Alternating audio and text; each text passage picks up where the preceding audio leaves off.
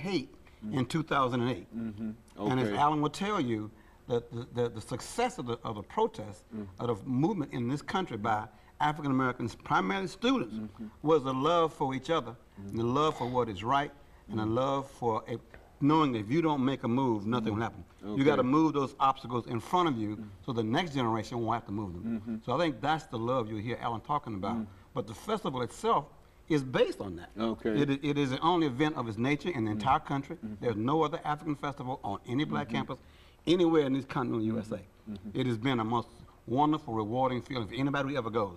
There's no words to describe that feeling. Okay. To us, it's like a little African village of where everybody is accepted and everybody feels wanted.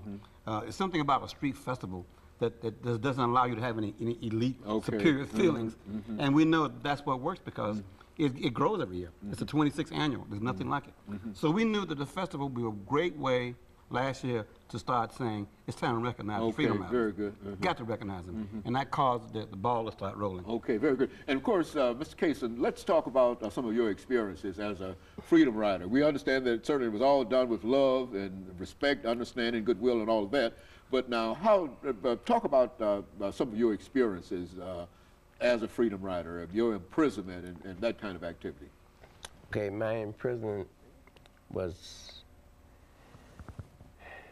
very difficult. I'm gonna say it's my experience.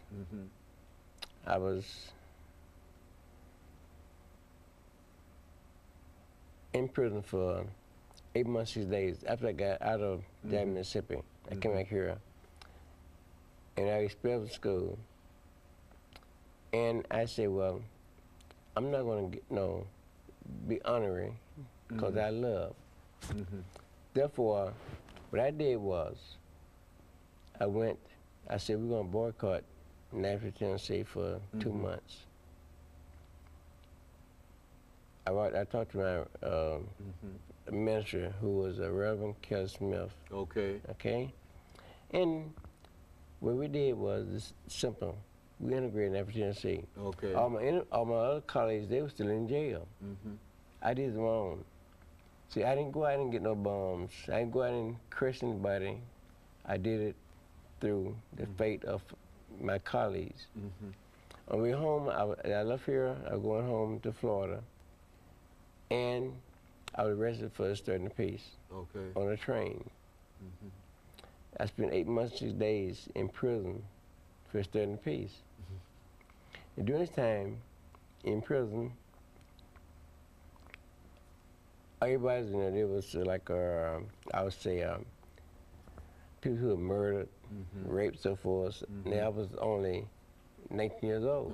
With the hardened criminals, quote unquote. So I had to be a hard person myself. You see how in the environment. You see how tall I am now. You can imagine how I started with then. But nevertheless, I had faith in myself. And I had to control things and do what my knowledge I had. And sure enough, I was put in solitary confinement for 30 days. Solitary confinement for 30 days? 32 days. I would get a biscuit in the morning time and a piece of cornbread at night. And I would give them 2 cups in the morning and 2 cups at night. And then they cut my water down to 1 cup in the morning, 1 cup at night. See, my education and everything, see, I wasn't dumb. So therefore, what I did was, I knew I needed water. So I drank water back at the tar stool.